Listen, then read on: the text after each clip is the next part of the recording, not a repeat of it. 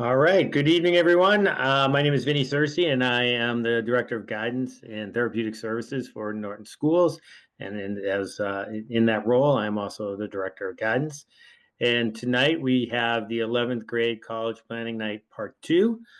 This is very much more focused on the actual application process itself, and what those next steps are as you and your students venture into the world of the college application, the summer of fun, we like to call it. This is going to get into sort of that level of detail, how it looks, what kinds of process will be using with the students, and what's kind of expected of them and what's expected of you in terms of what that process looks like. Back in the fall, we did part one. If you weren't able to see that, it is up on the website under you got to go to the Norton High School website, then go to departments, then down to the John Atwood Guidance and Student Services department. If you click onto that, you'll see presentations, and if you scroll down a little bit, you'll see presentations, and you can find that presentation there. That was a little bit more around the search process, but if you're just starting and you're at the search process, that's okay too. You still have plenty of time. But so if you want to review that, that's there as well. And so we welcome you. And see, now it's not sensitive. There we go.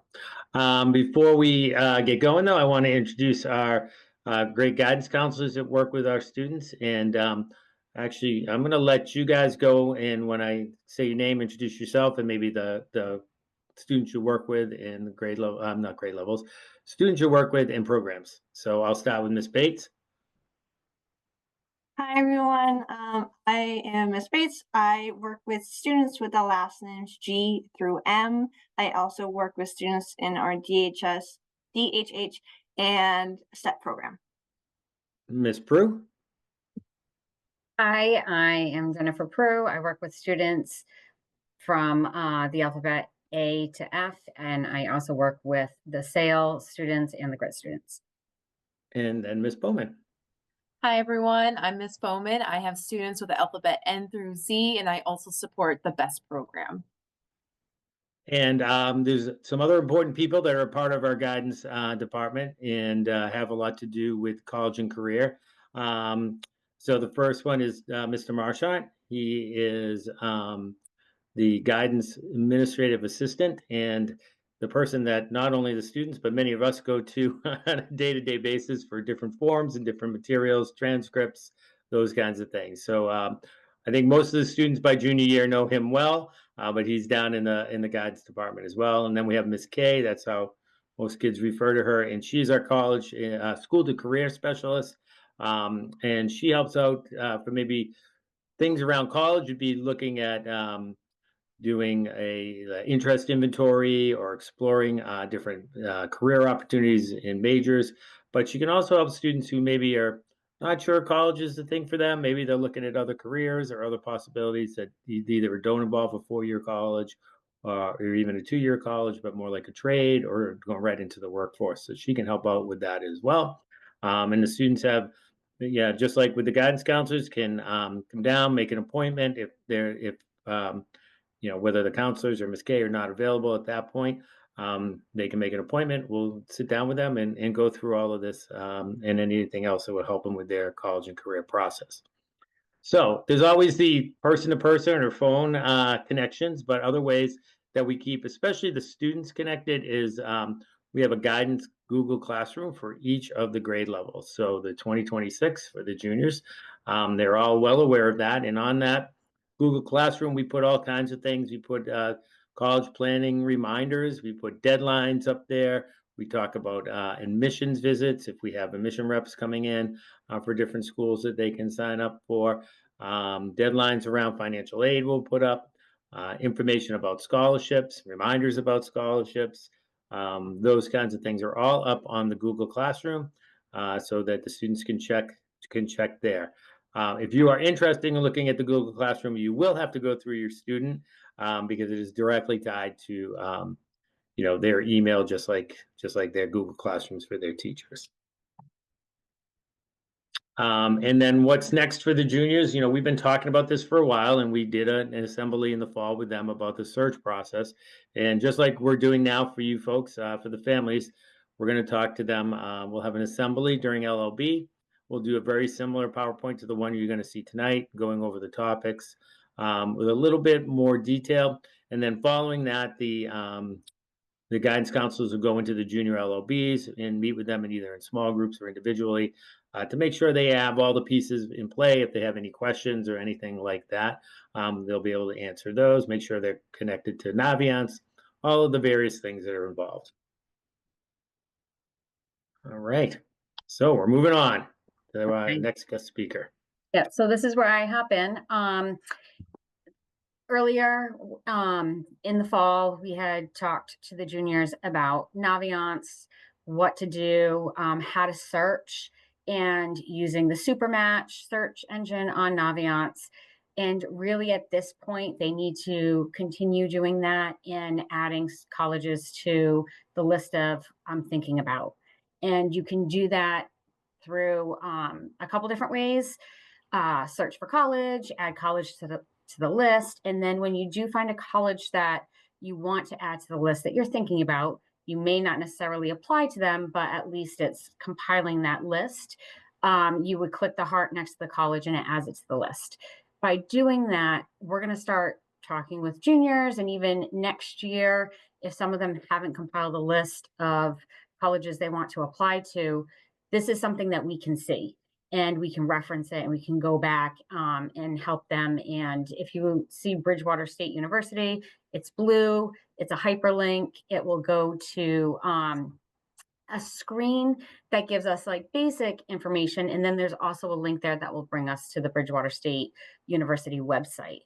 So it's super helpful. We are going to be using Naviance to really create these lists, to create the list of colleges we're applying to. And that's how we are able to just identify the different schools, send documents that we need to and everything. So I know some students may want to do an Excel sheet or something else. Absolutely 100% they can do that, but they also have to put the colleges in here as well. And we've gone over this a couple of times, and it's really, really important because some of the students don't really understand that a lot of this they're responsible for. So the application themselves, the Common App or the institution specific, we can help them with some things, but the majority of it is really information from families and from them. The college essay, they are going to begin writing that in their English classes in the next few weeks. That will help some students. They produce a great piece of work. Others end up wanting to tweak it a little bit. But that essentially is the student also. The application fee, again, there are some students that will put like 20 colleges on there and then they realize, oh, I have to pay for these.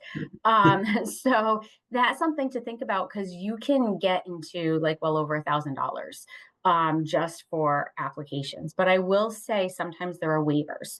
So if you're interested in a school,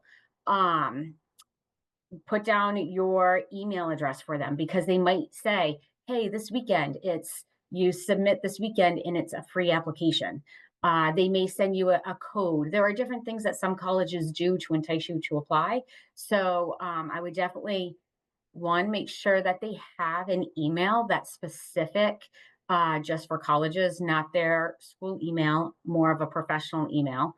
And that any school that they are interested in, they're definitely giving them information. SAT scores, I know, and we'll talk about some of it a little bit later, but a lot of schools still are test optional. If a student chooses or needs to send SAT or ACT scores to the school, that is the student's responsibility. We do not send those. So when you register, you get so many free tests. If you know the schools that you're interested in, you can put the schools in at that point. Otherwise, you do have to make sure that you go into College Board and request that and pay the fee. Again, all fees, right? To get them sent and in a timely manner. Sometimes it can take like 3 to 5 weeks for your SAT scores to get there.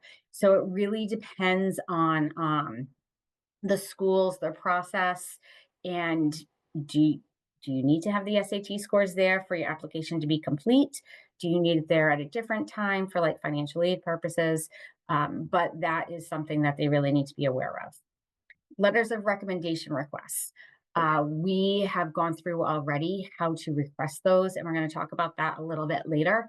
But students should really begin thinking about that, and those requests go through Naviance, and they should be, again, like I said, putting those in, and there's a process, which we'll talk about a little bit later. The high school transcript requests, we send the first transcript to all schools that are in your colleges you're applying to. And all the student needs to do is request that initial request. And after that, we will send a mid-year, and then we will send the final transcript to the school that they identify that they're going to. Some schools do request the first term or first quarter grades. That is not something that we automatically do. So the student, again, is responsible for coming down and letting us know. So a couple things to keep track of. I know I already kind of mentioned an Excel sheet. That is actually pretty helpful, just to put down different things that you've completed and different things that you need to do for each college. And that would be one of them. And then the FAFSA or the CSS profile, since this is all of the family's financial information, we stay out of this, but it is the responsibility of the student and the family to fill these out. And so there's a lot of different types of applications. Electronic is submitted right through the college website. You go on, there's a button or a hyperlink that'll say apply here. You click on it and it's specific just to that college. Common App is the platform that most schools do use. It's linked to their Naviance account. And we, again, will go through all the steps for this. There are videos on the Google Classroom for them. And if they do have issues, we can come down and help.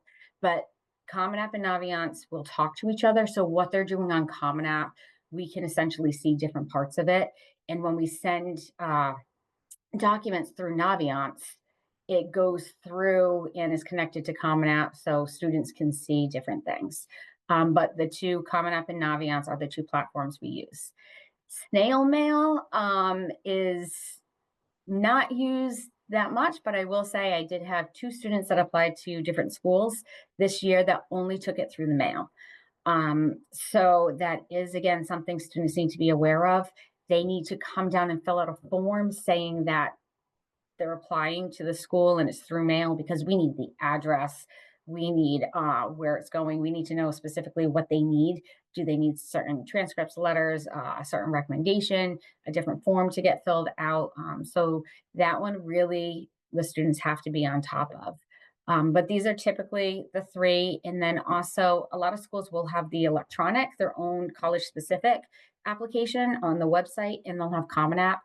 We tell the students it's much easier just to do Common App, because if you do a college specific and then you go in and do other Common Apps, you're actually doing the work twice. So it's a lot easier just to compile your list. And if everyone is a Common App, do it through Common App.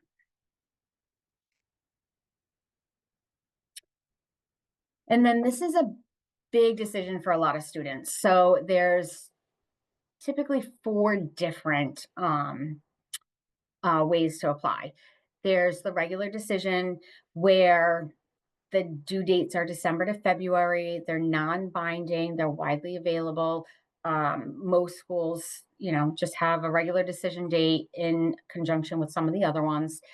And this allows students, if they're not really sure about what schools they want to apply to, since the dates are a little bit into the year, it gives them time to really fine tune and make those decisions. Rolling admission. This one's a little bit tough because it may give you a deadline for June or July or May or March, and you think you have all this time. But the problem is, as soon as they receive the applications, they look at them and decide. So a school may say, we're only going to take X amount of students, and they may fill up in November.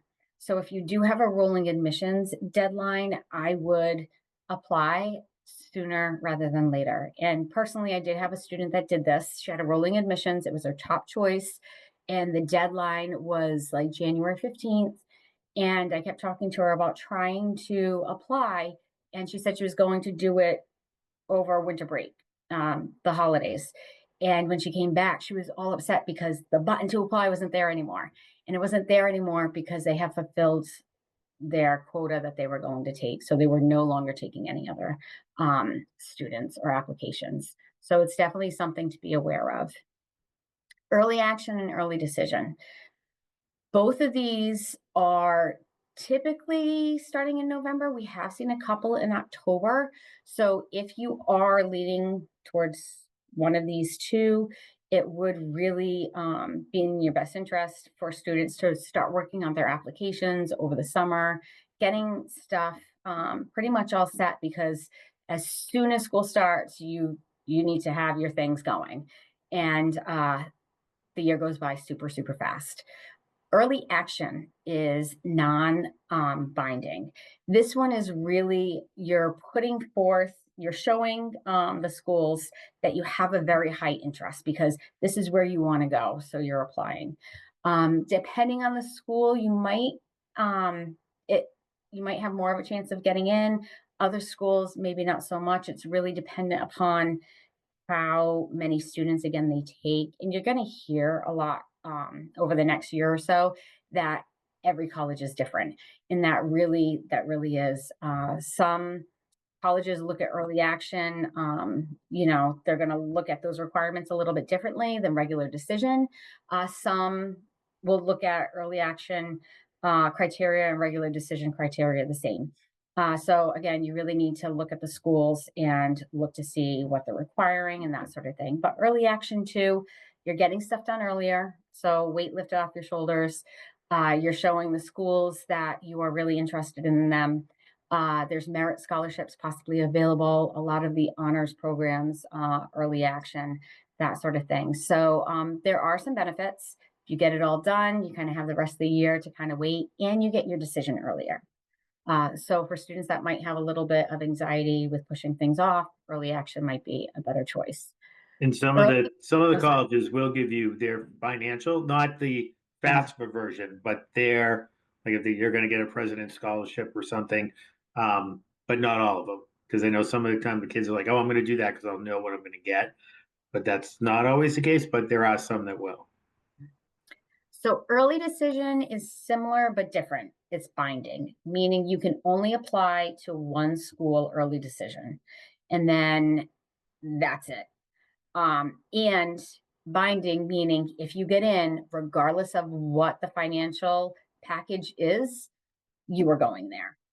We actually, on our end, have to fill out something in Navient saying that the student and the family understands what early decision is and that it is binding.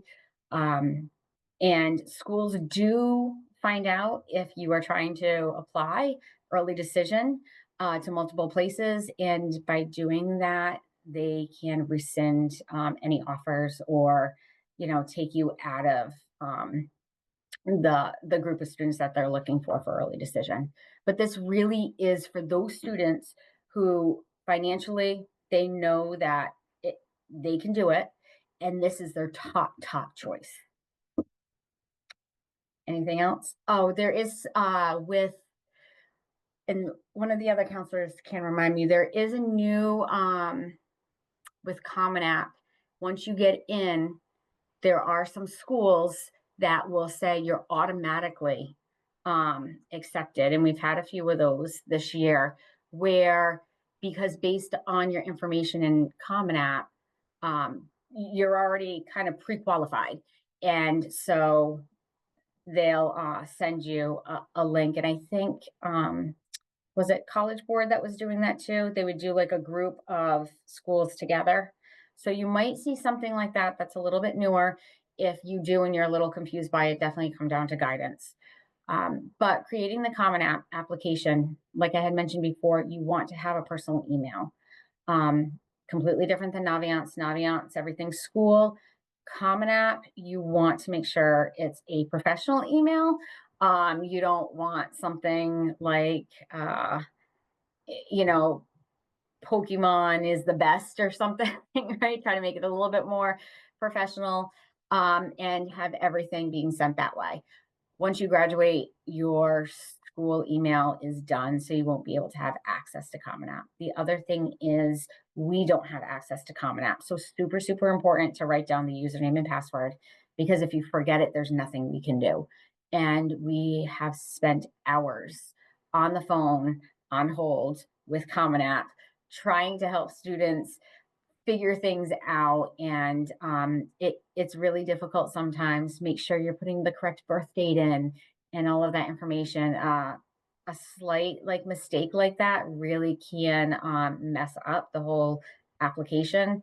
So you really need to, when you're sitting down, really be focused and make sure everything is all set.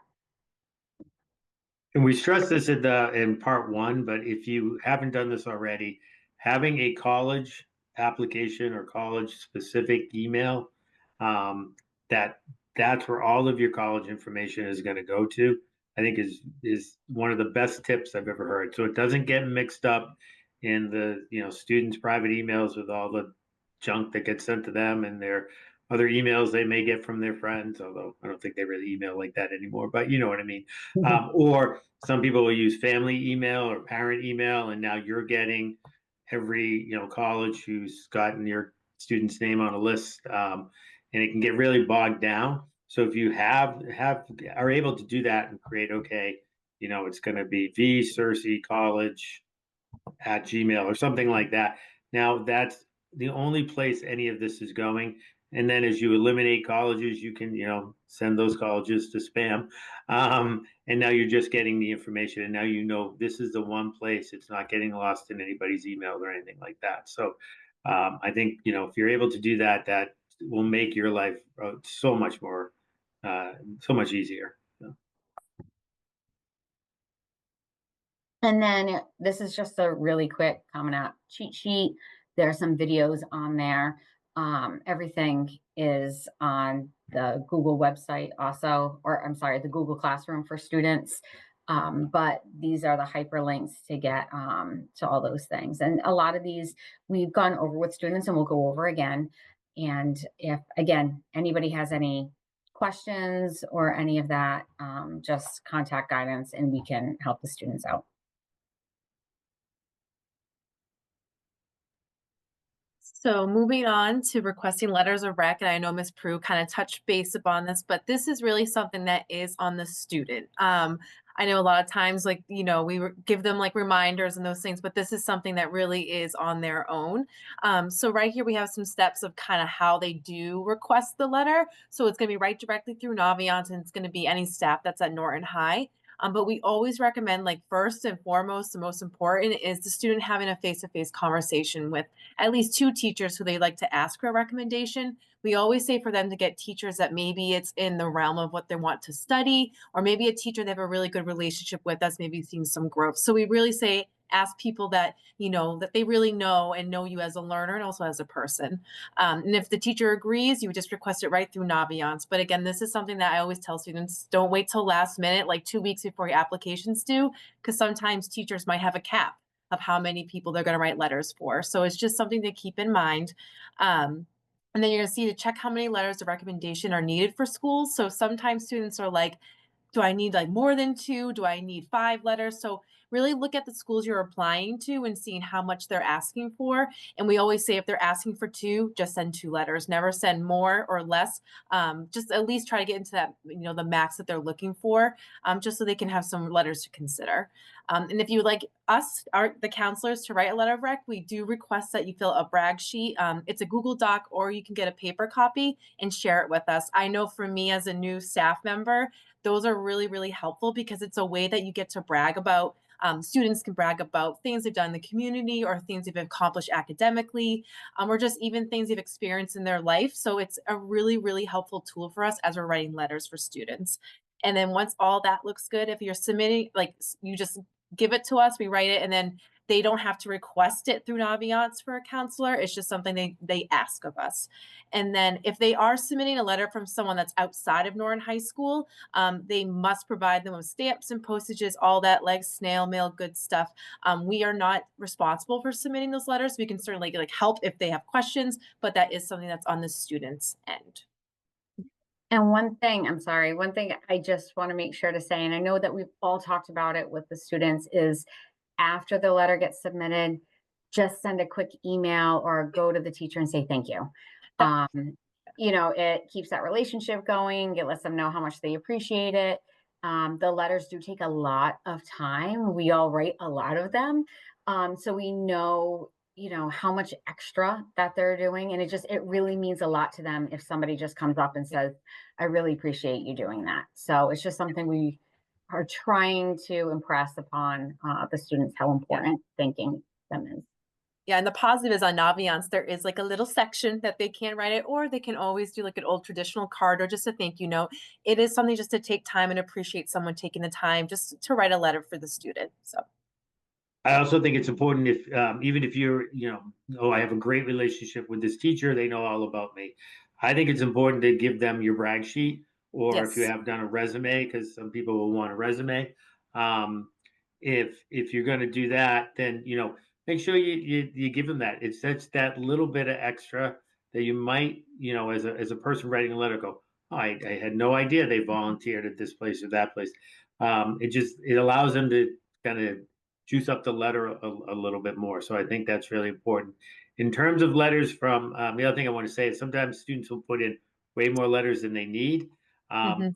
And what you might end up getting is not the letter. The school's gonna read the first two letters they see, right? If they only need two letters, those are the first two letters they're gonna to look at, and the one you really wanted, they may not even look at. So don't go and put in 5 letters of rec when you only need 2, as that's the most any of your schools are going to require. That's all you need. So don't overdo it.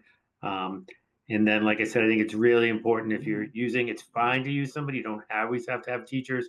You have a coach that's not a Norton regular Norton employee in terms of like a teacher, maybe somebody who just coaches. That's going to be that submitting a letter from outside. You have a boss, maybe somebody you volunteer at church with. Any of those, that's fine to have them do the letters. But as Miss Bowman said, you need to provide the stamps, the postage, have it all addressed. Make sure it's addressed to the right location, which you can find on the website of your school. Okay, there we go. This is just a video tutorial. Again, we will help students with this process, and we've gone over it in the fall as well. It's pretty simple, but again, this is just, you could, on your own leisure, if you want to look at this resource, it's pretty simple, but like a minute video. And then back to that brag sheet. So again, this is a required document that we want to be completed as your counselor, just to write your letter of rec. Like I said, I learned so much about students, like my seniors this year, that I haven't known since their freshman year. So it really is just a helpful tool. And we really do ask that you get it in at least 2 weeks before your first deadline. It can be really difficult for getting a brag sheet like 2 days before maybe your application's due, and we're trying to cram in our letters, because we want your letters to be, ones that are written with, deep thought and have some meaning to it, and not written in rush. So I always say like at least 2 weeks before the deadline is really important. And then on the slideshow here, because there are a lot of students who are like, I can't find it.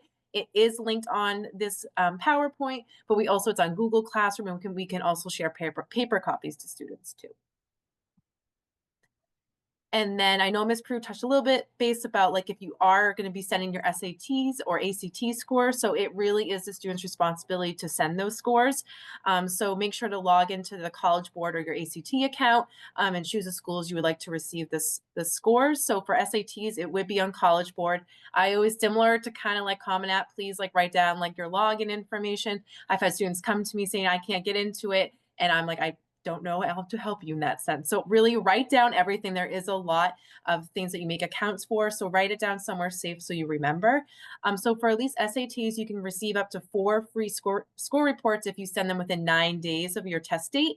And then after that, the free window does close, and there is a fee. I believe it just went up, Ms. Bates, and I corrected this. It's about $14 per report. And actually coming up soon, the next SAT will be on June 7th. So the deadline for that will be May 22nd. And then for ACTs, again, it'd be through actstudent.org. The fee is a little bit more expensive than SATs. That would be $19 per report. And they actually have another test coming up on June 14th. And just if you are, if your student is someone who has an IEP or a 504 and they want to utilize their accommodations, there is a process. Just reach out to your guidance counselor, let them know that that's what you want to do. Then they will receive an email from me with a consent form that you need to fill out. Once I get that back, I have to go into the College Board portal on my side and set up basically go through a process of documenting the disability, the accommodations, and so forth. I send that off to the College Board, and they make the determination of whether or not they're going to approve all the accommodations, some of the accommodations, none of the accommodations. And then they'll send an email to me and to either the student or the parent, depending on which email you provide. And then you'll be able to utilize those for any College Board. So AP, SAT, any of those, that will be something that will be used, not just once it's in, unless we have to update it. So, that's how that works. And then also while we're here, I can't remember if I have this later in the presentation, but I'm going to say it now. If you're a student who is looking to go to Division I or Division II, we'll talk about the NCAA portal or eligibility center that you'll need to create an account for. But when you're doing your SAT and you're looking at what colleges I'm going to send my SAT scores to, you also need to send your SAT scores to the NCAA Eligibility Center. So when you hit that drop down and all the colleges show up, just find the NCAA Eligibility Center and send that off to them as well. I actually believe it's all zeros, but I could be wrong on the numbers. But either way, you're going to need to do that as well. That is not something that I can send to NCAA. So similar to what Mr. Oh, Cersei. Yeah, I was going to say, agree. I was like, I think you already read one I of think my I am. slides. Sorry about that. No worries. So again, just to echo, just a student's responsibility just to report any use of their accommodations for those testings. Anything else to add to this slide? No, I don't think so. We can go to the next one. Sorry about that. I jumped ahead. No worries. So again, if you're thinking of going test optional, a lot of students do ask, like, I didn't do really too hot in my SATs. So like, what are colleges looking for? So I really talk with them about kind of, really looking at your academic performance throughout your high school career, especially the last 3 years. We always say, like, especially like the juniors, your most important year. So they really are looking at what have you done the last 3 years. They may be looking up at leadership roles. So whether students may be captain for a team, or they are involved in their community and do something for like a nonprofit. So they're really looking at different kinds of roles that maybe you've done in the school community or outside. Rigor of academics. They may look at extracurricular activity involvement. So for some students who may not be really into sports, but are involved in a lot of different clubs and honor societies, that's something schools will look for. And then another part is like a personal essay. So kind of talking about how they write a college essay and things that may be important to them. They will look for things like that. And then the course selections based on school offerings. So they may look at our program studies and see like, oh, wow, they took like some more high AP classes. So they really challenge themselves. So. One thing that just popped in my head is that the school may be test optional, but the program that the students are applying to may not be. So that's something, again, to just go through and make sure that they're aware of everything. A school may not require the SATs, but if you're going for like maybe at the nursing program is saying you need to submit your SAT scores. So again, just be aware of all the requirements. All right. I'm not going to go too much into this because our guest speaker that is now here is going to get, I think, into a lot of this as well. But I think it's really important, especially now, to start getting connected to the colleges that you are interested in. They're trying to determine who's most likely to come, so they're looking for things too, right? Yes, you are. You're looking to get into a college, but that fits you. But the colleges are also looking for students who fit them, and they're also trying to figure out who's most likely, if we gave them an acceptance, to actually come through our doors, right? Because that's what they're looking to do. So if you're serious about a college, you want to go to the open houses. There are virtual tours if you're looking, someplace that's far away and you can't get there. I wouldn't, under very unusual circumstances, would I ever say go to a college if you've never been on campus. But I understand it might be difficult. You might only be able to go once if it's far away. So look for those virtual tours, do those visits. If you are able to do an interview or a student shadow, make sure you do that, especially if you're looking to join a team. I think it's extremely important to get a feel for the coaches in the teams. Go to games, go to meet, see what it looks like. Make sure they know that you're there. Look at their social media, stay on the accounts, sign up for their media accounts and so forth. Click around, and making sure that they know that you're interested. These are all ways that they're tracking, determine who. If I'm deciding between, Miss Bates and Miss Prue, and Miss Bates has been on campus 10 times and is, signed up for 3 different social media accounts and has come for a visit, and Miss Prue has only come once to an open house, and otherwise they're the exact same student. I'm going to probably bet on Miss Bates coming, so I may make that offer to her versus Miss Prue. So just thinking about that. We hope you aren't feeling too lost right now. One of the things we try to do this early, we've broken it down into 2 different parts, right? So last fall we did the search process, and now we're doing the application process because we don't want you to feel like you're drinking from a fire hose, but that feeling probably does exist. So we're going to summarize here the next steps. What we really stress to the students, and I would stress to the family as well, is start now. Start the little things now. Start your your Common App account, right? Start getting your SATs lined up and scheduled. Begin writing, you're going to start writing those essays in the English classes. Get that done, or at least get the majority of it done. Start thinking about your teachers, or even asking your teachers, hey, will you write me a letter of recommendation? Start that process. Make sure your Common App and your Naviance are linked. If you do a little bit of at a time and you use the summer well, taking little steps, you're going to be so much better off than the person who decides, I'm going to start this whole process in September while I start my senior classes, and all of that goes along with it. So just a reminder, student responsibilities, right? Research colleges and careers. We can help with that. Absolutely. Happy to help with that. Miss Kay down there will help you. Any of your guidance counselors will help you. There's lots of different things on Naviance you can use. We can help guide you, but it really comes down to you doing that work. Use days off, vacations to go on campus tours. Take advantage. We have so many different kinds of colleges around here. Even if you're not sure of, at this point, like, do I want a city campus, a rural campus, suburban campus, big, small? I mean, around here, we have just about every, in driving, we have just about every kind of college except for maybe those giant, Penn State, Michigan's, those kinds of places. So take advantage, get on campus. Make sure you start to plan out, look at the SATs, look at the dates, think about when you want to take them. Prepare for those tests by going on to College Board. It's actually really easy. We used to offer Saturday mornings practice exams. That's when it was all paper. It's all digital now. There's no reason to do that. You can go right on, pick a Sunday morning or a Saturday afternoon and do a practice test. The more you practice, that's the #1 way of improving your scores. And I actually just posted Bridgewater State University's SAT prep classes for the summer.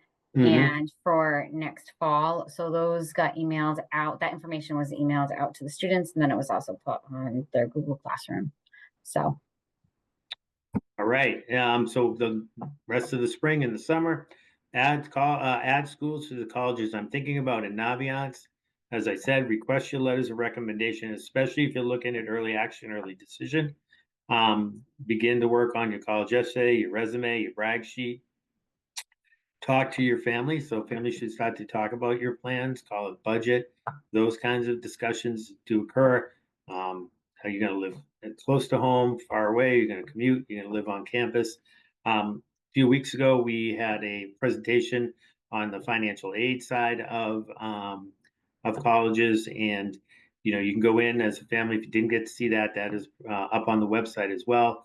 But make sure you look and understand how the college financial aid, um, how that works, because again, some private schools, depending on your GPA and all of those other factors, they may have a very large sticker price, but in the end, that may not be what you pay. So being aware of that. And then as you are refining your colleges, as you're narrowing them down, do more tours and visits. Can't stress that enough. All right. So looking ahead to the fall of our senior year, counselors will have LLB sessions on matching Naviance and Common App and requesting letters of recommendation. So, if you don't get to it over the summer, we will have that. But again, I can't stress enough. Taking little bites now will be a lot easier for you as families and for your students. We're always available for individual appointments to go over the process. Aside from financial aid, I mean, we'll talk to you about it, what the process is. But again, as Ms. Prue said, this is pretty, private information and can be sensitive. And we are not, experts, and we're not financial analysis and that kind of thing. So we really, that does have to be more on the family. But if you have questions around that, but where to get support, MIFA is one place that provides some webinars, and I usually send out information in the fall about that. If you're a AAA member, they have services as well that is free as part of your membership, just to give you two examples. As we said earlier, I'm going to stress again, SAT is now digital, but if you have accommodations due to an IEP or 504, please speak with me or your guidance counselor so we can get that moving as soon as possible. Selective service for males, just remember, you do have to do your selective service, your registration. So please get that done. So you'll have eligibility for future benefits. And then other places you can go to get more information and support is right here at the U.S. Department of Education College Scoreboard. That will give you a lot of information about the different colleges and what you're looking for, just similar to the things that are on Naviance, but just another way to kind of do some comparisons. And as I said, if you are not sure about college and want to explore other ideas, you can always have a conversation with Miss Kay. She's down in the bubble, and she can help you with that. But she can also help you take a look at explore college majors. If you have, well, I really wanted to, I don't know, to explore this particular job. Sometimes she can set up job shadows, internships, those kinds of things as well. As I said, the guidance department we have on our website, we have information there, presentations that have been recorded in the past, and we have a step-by-step, very in-depth college planning guide with hyperlinks and all the pieces. So we even have information about first generation college students and so forth. So that's on the website as well. It goes into great detail, so please feel free to take a look at that.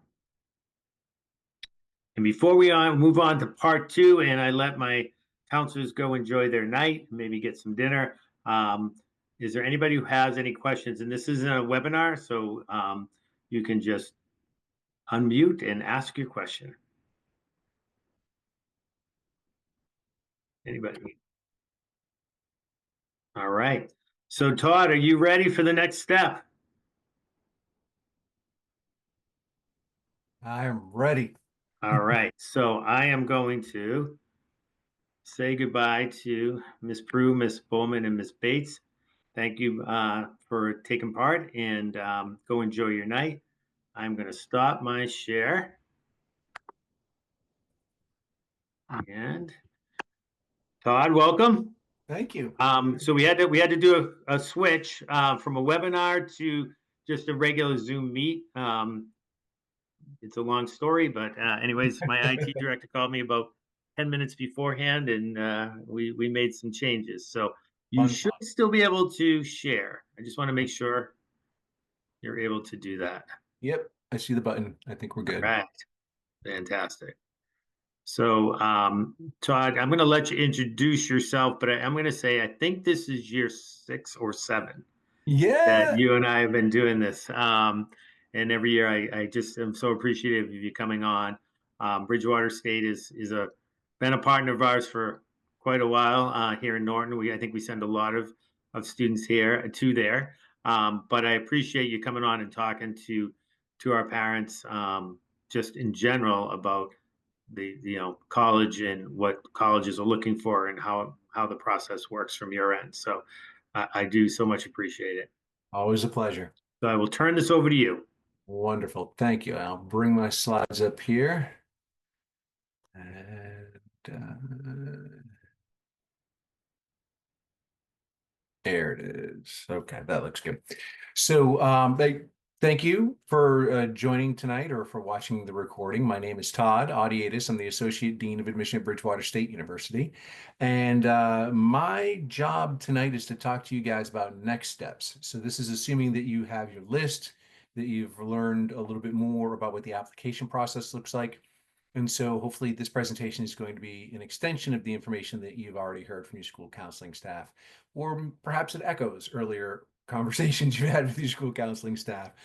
In any case, it can be a pretty Multiple overwhelming. exposures is never a bad thing for any of us, right? Never a bad thing. Absolutely.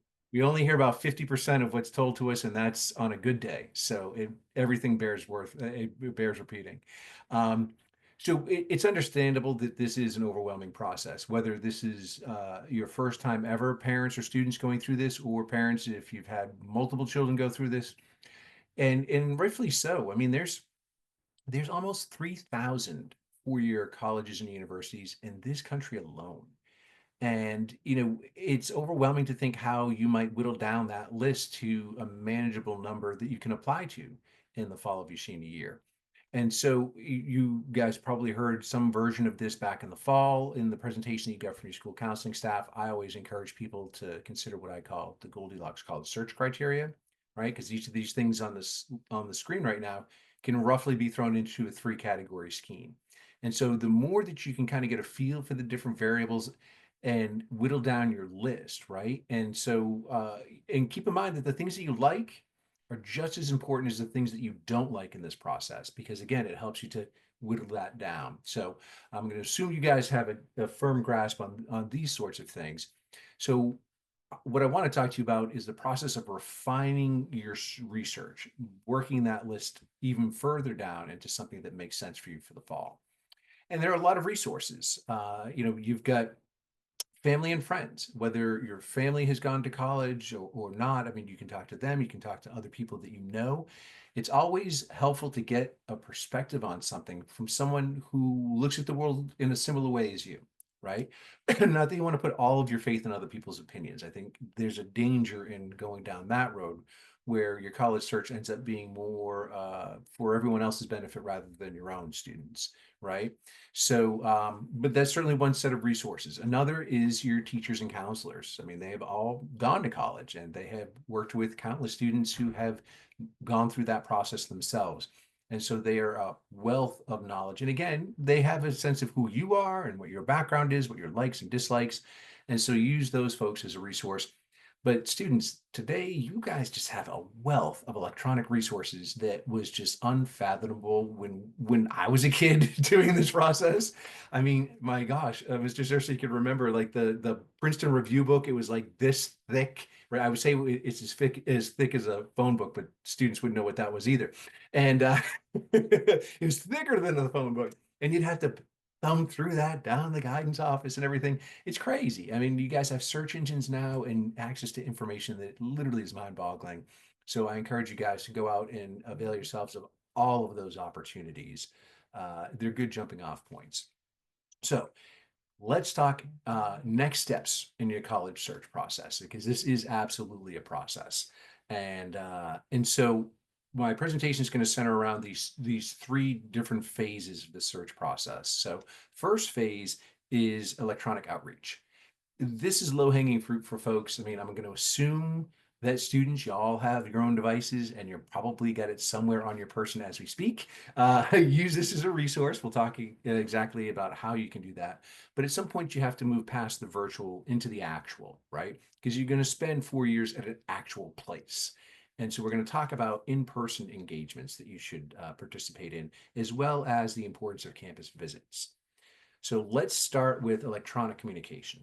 And my first bit of advice is for students to go, no matter how long your list is, spend some time going to those websites and looking for the link, hopefully somewhere on the homepage, or if not on the homepage, on the admissions page, that allows you to sign up for more information. Or if you're in person, these would be actual paper inquiry forms. So this is sort of the intake process for us as universities to get a sense of who you are as a person, and so that we can begin the conversation with you, the electronic conversation.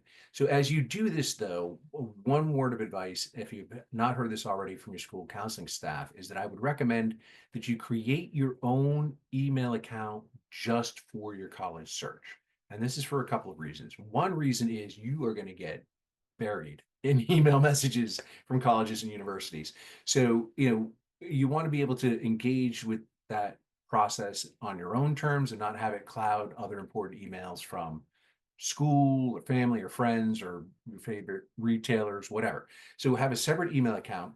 Also, students, and you can do a Gmail account for free. Also, students, what I would recommend is that you allow your family members access to that email account. So you're literally all on the same page, both in terms of the messages that you're getting from these institutions, but also for important dates, fall open houses, admitted student days, registering for tours, all of that good stuff, and any other relevant onboarding information. It's also important that you use a separate email account, because in very many cases, your high school email accounts will go away once you graduate. And so you want to have some anchor in this process, especially if there's a summer onboarding process and things like that, or heaven forbid you become a transfer later. That's a whole other conversation. Point being is, create your own email account, go online, fill out the electronic inquiry forms. So my second bit of advice is that if colleges and universities have social media accounts, and I'm going to assume they all do, go on and like them, follow them. Again, because you get a whole other perspective on the institution, and you get a glimpse into some of the dialogue that happens on social media around these communities. So there's two different social media channels I want to bring to your attention. There may be institutional social media channels, in which case that's a wider audience, right? So that's prospective students and their families. That also includes current students, faculty, staff, alumni, whomever. This is sort of the general public, which is helpful to get a read on the general brand of that institution. And then in many cases, the admissions office themselves will have social media channels. And so you want to subscribe to those separately, because in those cases, they're probably going to do a lot of promotions around tours, open houses, admitted student days, important deadlines, things of that nature. And so that might be an information flow as well that you'd want to have access to. And, some institutions will track who's following them on social media. So, engage with them, like them, things of that nature. It all helps in some cases for institutions to track that stuff pretty closely. As was mentioned earlier, virtual tours, great resource. They were not as common pre-pandemic. Since the pandemic, we all have them, and some of them are quite good. And they don't replace the real thing, but they are a good early indication of what the physical plant looks like on a campus, and sort of the general aesthetic, and also the aspects of the campus that the institution thinks are important enough that they want to include on there, right? And so it's an easy lift for folks to just go online, dedicate some time, go do the virtual tours and so forth. I also recommend that, especially if colleges and universities have YouTube channels and stuff. Those will also sometimes have student guided tours, or like Bridgewater has a whole series of like show me your crib. So, things that we don't show on our virtual tour, but you can go in and see like the inside of a residence hall room and all that other business. So there's a couple of different venues for pseudo virtual tours, but by all means take advantage of these things because they're great, and it saves you the expense of going and traveling. I mean, you can at least get a better sense of a place before you make that kind of an investment of your money and time. So let's transition, as I said, from the virtual to the actual, and let's talk a bit about in-person engagements. So come the fall, I would recommend that you guys be on the lookout for the opportunities to meet with admission professionals in what we call high school visits. So we will arrange a date and time with your school counseling staff, and we will arrive at your school with the intent to meet with any students who are interested in our institutions. I definitely recommend this for a couple of reasons. One, that you get a chance to hear more about the institution from an actual person. Two, you can ask real-time questions of that individual, which just seems to be a novelty these days. And three, and probably most importantly, is that person who shows up at your high school that day may very well be the person who ends up reading your application. And so to establish an actual human relationship with this person can literally pay dividends for you down the road, especially for more selective schools where, it's not just a question of whether you are qualified for admission, but whether you are a right fit for that institution. And so if you can develop a relationship with the person who's going to be in the position to advocate on your behalf on an admission committee, well, you'd be crazy not to take advantage of that opportunity. So I highly recommend be on the lookout for high school visits. As I said, you can ask questions of counselors. It's always great to have some questions in mind, right? I mean, we always get, the typical, like, how's your psychology program? In which case, I can guarantee you that the response is going to be positive if they have a psychology program. You want to sort of get next level. So here are some suggestions for questions. Questions like, what do students like most about your school? Or do students mostly live on or off campus? And a follow-up question to that might also be, is it required that they live on campus? Because that might be the case in some instances. What majors are the most popular? Doesn't mean they're necessarily the best majors, but they're the most popular ones, and so there's part of that ties back to that brand. You might ask, what do students do on the weekends? That might be interesting, especially if you're living on campus and away from home. How accessible are faculty outside of class, right? Because a lot of the learning happens not necessarily in the classroom. Spend less time in the classroom in college. A lot of your learning happens outside of the classroom, and you want to have faculty that you can access to be able to ask questions, develop relationships, have them for references down the road. And are admission decisions based on just GPA and test scores, or do other things matter? That's a pretty important question too, because it gives you a sense of what you're in store for and how best to position your application in that process. And then you might also ask what GPA is required for merit scholarships. It's also useful information. So these are all good conversation starters. You're welcome to use any of these questions, but definitely be on the lookout for high school visits. The next kind of in-person interaction I would highly encourage is that you would attend a college fair. I imagine that Norton High School does something for students in the fall. I also know that you guys have signed up to come to our NEACAC College Fair at the end of May that we host at Bridgewater. And we, at last count, I think have 110 colleges and universities who have signed up to come and meet you guys. So if you have not already, sign up for that, return your permission slip, and we look forward to seeing you. But this is so just so you know, talk just for parents here, a Google form, we use a Google Classroom. So a Google form has gone out to the students, and we do have limited transportation numbers, so we are we are waiting to hear back on that. So if they're interested, they should get onto their Google Classroom and fill out the Google form. Perfect. So if you're not familiar with this format, you can see the picture there behind the graphic, and it's literally a large gymnasium, a series of tables lined up like that. There's a drapery over it, and materials on the table, as well as an admission professional who's there, who again may be the one who's reviewing your application, and it gives you an opportunity to interact with that person, gather some materials, and so forth. So Want to give you guys some tips for what you should be doing during the college fair. We're going to talk about logistics, so literally how you enter and move around the room, work the room. We're going to talk about how you should introduce yourself at the table, taking full advantage of this opportunity, and how you might want to interact while you're in that environment. So first, logistics. Grab a map if it's available. If not, generally the tables are set up in some kind of alphabetical order, whether it's, straight up alphabetical or reverse alphabetical or so forth. But if there's some way to orientate yourself to the room, grab that resource. Locate the schools from your hit list that you pulled together based on the presentation you guys heard back in the fall.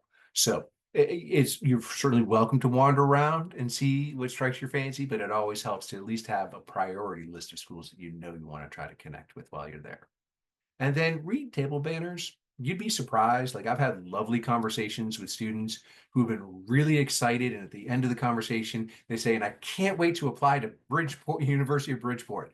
Yeah, that's not me, kid. I'm Bridgewater State University. So, I don't take it personally. Some people might. I don't know, especially if there's rivalries like BC, BU, probably wouldn't take as kindly to that. But make sure you're at the right table when you start singing the praises of a particular institution. Little word of advice: fight the urge to trick or treat. And by that, I mean, we'll see students who will literally just zip around the room grabbing a pen or a pennant off every table and come home. And it's a bag of junk. It's a bag of junk. You're not going to look through it. Not so much for our benefit. I mean, we'll print it and we're giving it out unless we have to lug back to our cars, but just for your sake. You don't want to get overwhelmed in this process. It's quite frankly overwhelming enough without you dumping a bag full of garbage on your kitchen table at the end of that day. So just a little word of advice there. So let's talk about introductions at the fair. So here you are, you're at a table with an admissions professional, could be the person reading your application. You want to come off correctly. Doesn't have to be as suave as James Bond, right? We don't all have that same kind of delivery. But there are definitely some do's and don'ts. So once you're at the table, wait your turn. So there may be a group of students, especially if it's a popular school, wait your turn, get in line, move your way up to the front as people move through. Once you're there and you're face to face with the admissions professional, try to make eye contact if you're comfortable, if it's culturally appropriate or what have you. But that helps to make the human connection. People like to be seen, heard, and valued, and I think it happens a lot even with the nonverbals. So if you're comfortable with that, I would encourage you to do it. Smile. I mean, research shows if you smile, you're more likely to evoke a smile in the other person. So, smile, be friendly, be happy to be there. This is an exciting opportunity for you. Introduce yourself, and your name, explain that you're interested. We'll get into that in the next slide. And then, shake hands again. If you're comfortable. I put a little asterisk there because, cold and flu season or a flare up of COVID, whatever the situation may be. But if you're comfortable enough to reach across the table and shake that person's hand, I can't tell you how many times I've been at a college fair and the person next to me goes, "Wow, did you see that kid? They shook my hand, they looked me in the eye, they had great questions." And they take the little inquiry form and they, put a little note on it or whatever. So again, it's about establishing those human connections. And so interactions at the fair, while you're there in front of this person, explain why you're interested, why that school, even if it's honest, like, "Hey, it's early in this process. I'm a little overwhelmed. I've heard about you guys. I don't know a lot about you guys. Can you tell me about your school? I'd like to get more excited about it." Or maybe you're a little further along and you have a specific major or a sport or, you love the city where the school's located or what have you. Explain what that connection is to why you're standing there. Try to repeat the same questions each time that you're at a table. I find that's helpful if for no other reason that it's easier to compare apples to apples. You know what I mean? Especially if you're asking questions like, what's the most popular majors, or what do students especially like about, your institution, or, the things you would be asking in a high school visit, that way you can kind of compare across different institutions. Fill out the inquiry card. This is like going online and filling out that electronic piece, but they may have that paper one here in front of you. If you haven't visited their website, or even if you have, it's another record that you've had an interaction with this with this institution, get a business card from the admissions professional. If it's not on the table, you can ask for them. I mean, they'll probably have them. They'll probably be flattered. Again, that will definitely leave an impression. And we'll talk about that, why you want to do that in a minute. Say thank you, shake hands again, of course, if you're comfortable with that. And then take notes before you move on to the next booth, right? If you're asking questions, especially if you're trying to ask the same questions, you can type it in the notes section of your phone, or if you have a notebook with you, if you're old school with paper and pen, whatever your choice may be. But it's important. You're going through the effort to gather this information. You want to make sure that you can then go through and process it later. Because I will guarantee you, if you talk to 6, 7, 8, 12 schools at a college fair, it's going to get jumbled in your memory. And it might not be as useful as you might think. So after the fair, what to do after the fact? A couple of things. You want to review the printed materials that you have gathered. You want to use that information to refine your list of schools that you're considering to apply to, and then kindly recycle all this paper stuff that we print. We've got one planet. That's all I'm going to say about that. Let's be kind to Mother Earth. Let's try to recycle. And then the next thing, email the representative.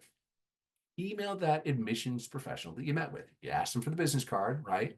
And you can, maybe echo some of the questions or a useful thing or two that you got in your conversation.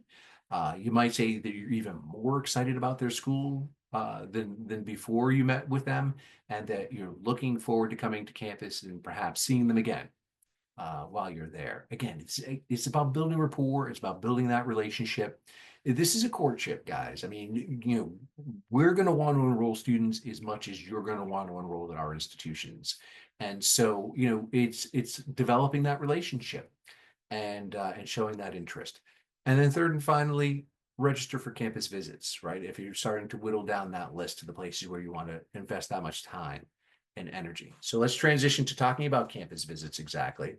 And let me just say, I cannot emphasize enough how important it is to go see these places for yourself. Because in addition to being an associate dean, I'm also the dad of 3 kids. I call them kids, of course, right? My oldest is going to graduate from college in a couple of weeks, and my youngest is graduating from high school in a couple of weeks. So, they're all in this phase. I've been through this.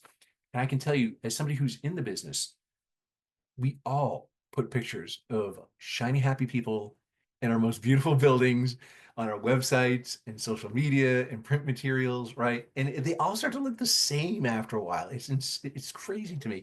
So go see these places, because you want to see it for yourself. You want to, not just the behind the scenes aspects, but it gives you a sense of the culture of a campus. And I'll tell you real quick. So my younger son and I took a trip up to upstate New York to visit 2 selective liberal arts colleges up there in the same day. And we went to the first one.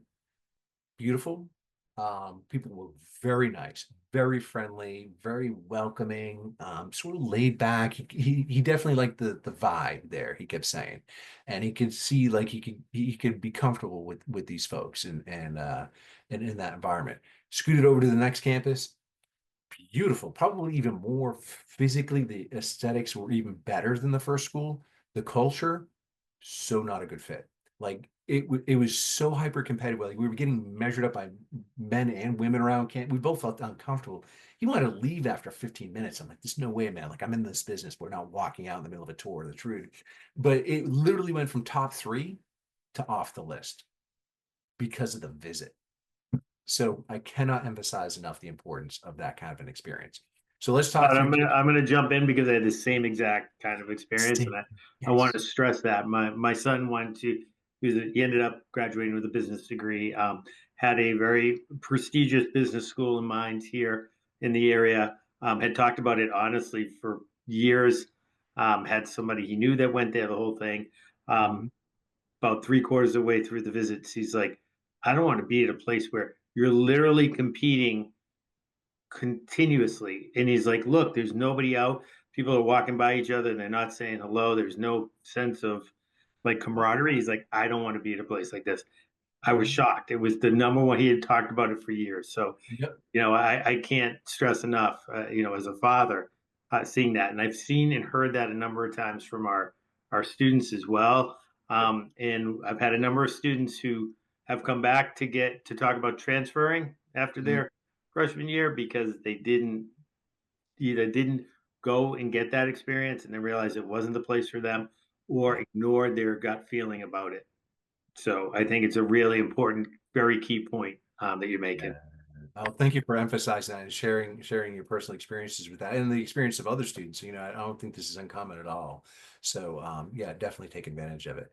So we're going to talk about types of visits because there's different ways that you can visit a campus. We're going to talk about the things to see and the people that you should talk to while you're there. So let's start with types of visits. And so I've got a pyramid graphic here because there's sort of two axes here, and the bottom is frequency. So those at the bottom of the pyramid are more frequent. As we move to the top of the pyramid, it's less frequent in terms of the number of opportunities in a year that you're able to do these sorts of events. And then from top to bottom, we start with less complex and move up to the more complex events. So the most frequent, least complex way to visit campus is a campus tour. You know, most colleges and universities are going to offer one, if not more, perhaps two or three tours a day during regular business hours.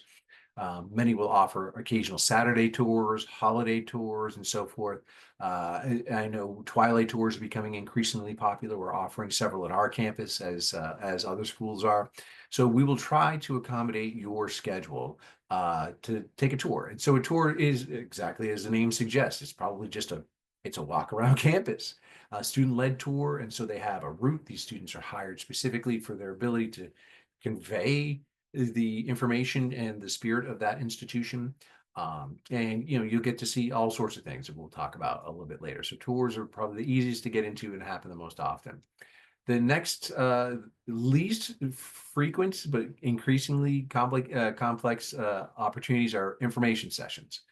So this will be somebody, probably from the admissions office at Bridgewater, it's me, will speak to you for about a half hour or so, give you additional information about the institution, be available to answer questions. And those usually happen in conjunction then with a tour. So those happen at Bridgewater weekly as opposed to daily. And then there will be follow-up and houses. And so these are going to be a handful of dates, 2, maybe 3 dates in the fall. And they're increasingly complex in terms of the things that are offered during those events. They're usually Saturdays, maybe Saturdays and a Sunday, something like that. But you sign up for those, and it's going to be bigger groups of people. So you'll probably see a presentation from someone from admissions. You may see the institution's president speak. But you'll have probably faculty from different academic departments, administrators from different offices, students from different clubs and organizations. There's undoubtedly going to be opportunities for tours there as well. You may even have opportunity to be able to eat, you know, in the dining halls there too, as well as see residence hall rooms and so forth. So that's, you know, it happens less often. There's select dates, but it gives you a deeper dive because there's more complexity to that event. So depending on how interested you are with those institutions, you can determine what your entry point is. Usually I encourage students, you know, now or during the summer, try to do tours, you know, and or information sessions so that you can then whittle down a list to top tier schools where you're going to want to go to those open houses. Because again, those are few dates. You're probably going to have to choose because, you know, different institutions are going to use those same dates. Only so many Saturdays in October and November. So you're going to have to make some choices. So, you know, try to get out tours and then you can go back for open houses or save the open houses for those that are at the top of your list. And it's been so long I've been doing this presentation. I honestly don't remember what those icons are for. So we'll just move on to the next slide. So things you want to see. So you want to see classrooms and laboratories, you know, I mean, it gives you kind of a sense of like how comfortable are those amenities as you're going to be spending time in those classes. How sophisticated are the labs and are they updated with, you know, up-to-date equipment? Are they better equipped than the high schools you're currently attending? I should hope so.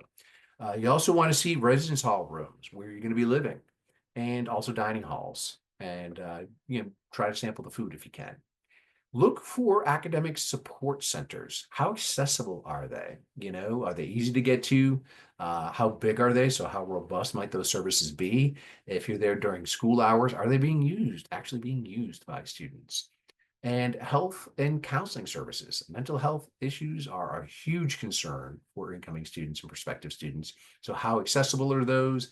Are you like, how robust are the health services? I know some get pretty sophisticated. At Bridgewater, our health services are as sophisticated as an urgent care. So, they can literally do up to stitches and so forth, administer medications. So, get a look at those.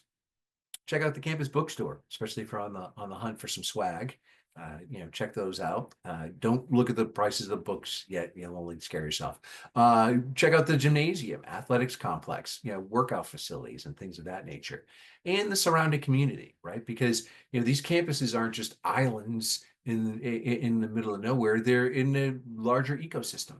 So what's this town look like? Are there things to do? Do you feel safe? That sort of stuff. How easy is it for you to navigate around outside of the campus itself? So get a sense of the surrounding communities. People you want to talk to while you're there. You certainly, if given the opportunity, you schedule an interview with someone in admissions. This can be a very efficient way. If campuses offer an admissions interview, whether it's evaluative, meaning they're going to use it as part of their admissions process, or it's just informational, try to schedule those adjacent to when you might be visiting, especially with a daily tour. Make an appointment with somebody in the academic department where you think you might want to major. I say make an appointment because, you could try to just drop in, but these folks are pretty busy and their priority are the students who are currently enrolled. But I would imagine that if you do your homework and go to the website, find the department chair or even a particular professor that you're excited about working with, if you emailed them and said, hey, I'm going to be there next Tuesday for a tour from 11 to 12. Can I stop by either before or after that and see if you're available to tell me a little bit more about your department or about the research that you're doing? If they're available, they'll let you know. I'm sure they'll be pretty excited to hear from you, but it definitely pays to do your homework ahead of time and reach out to them before you go. Contact a coach or club advisor. This is especially important for prospective student athletes. Generally speaking, even at a Division III athletic school like Bridgewater, we do a whole recruiting process for athletics that's separate from admissions. So, be efficient. Try to connect with those folks as well. Speak with students, like actual students, not just the tour guide students, like the actual students walking around. And, it gives you an indication of just how friendly people are in general and how excited or willing they are to talk about that particular campus. Try to connect with a student from your hometown who's going or currently enrolled at that school, right? Maybe you know them through family or friends. Maybe your school counselors are familiar with somebody who's at that school that you're interested in visiting. Because again, it's about getting that perspective from somebody from a similar set of experiences and background as you. Chill out at campus hangouts. Honestly, like this is your opportunity to go into the dining hall and just watch people. I don't pop yourself down on a park bench, go to the library or whatever, but just people watch and, get a sense of the place beyond just the scripted tours. Act as though you're lost. This sounds crazy. I've literally done this. Is so much fun. Act like you're lost and then be attuned to how long it takes for somebody to stop and ask if they can help you. I'm telling you, you want a litmus test of how friendly a place is? Brochures will say, oh, we're the friendliest place on earth. If you're lost and nobody talks to you for 20 minutes, I would say that's probably faulty advertisement. But if you're courageous enough, it's a really interesting social experiment. So just to backtrack here for a moment, there are opportunities to do admissions at campuses, as I said a moment ago, there are two types. There are informational, there are evaluative.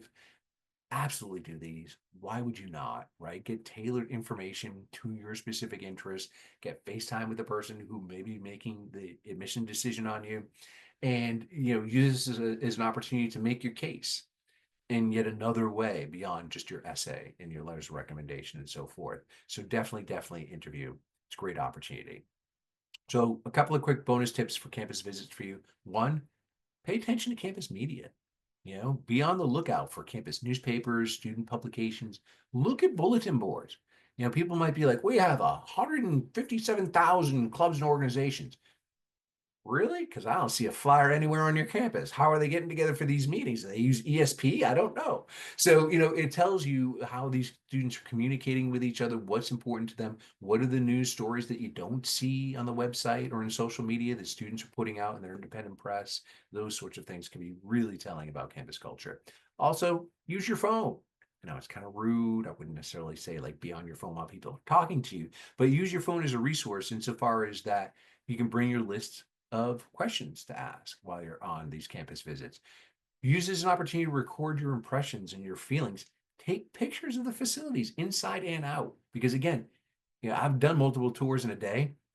I've gone back to those schools with subsequent kids and been like, I totally thought this building was at an entirely different college because it got jumbled when we went through the lightning round a couple of years ago. So, use it as a resource in that respect. Absolutely. It's a great tool. So, tips for your college search to recap. If you haven't already, use some variation of this Goldilocks college search criteria or information based on the presentation you guys got back in the fall. Use electronic outreach, sign up for these email lists, use virtual tours, subscribe and follow social media, take advantage of in-person engagements. Go to the high school visit, go to the college fair, meet with those admissions professionals, be aware of making an impression and developing a relationship with them, and take advantage of campus visits, tours, information sessions, follow open houses. Go with an agenda in mind, things you want to see, people you want to talk to, and if possible, absolutely do an interview to further that relationship. So that's all I got here. I'm certainly happy to answer any questions you guys might have. Happy to be a resource either tonight or anytime after this. We are a state university. We take seriously our responsibilities as state employees to be a resource for folks, whether you are crazy and wild about Bridgewater or not. We're happy to be a resource for you guys. So thank you.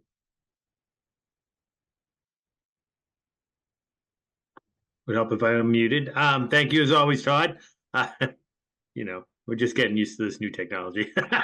Eventually, we're slow learners. It's a learning curve. Do any of our parents online have any questions? Feel free to just unmute and ask away. All right. Well, we are gonna, like I said, this has been recorded. It'll be up on the website, and we can access it from there.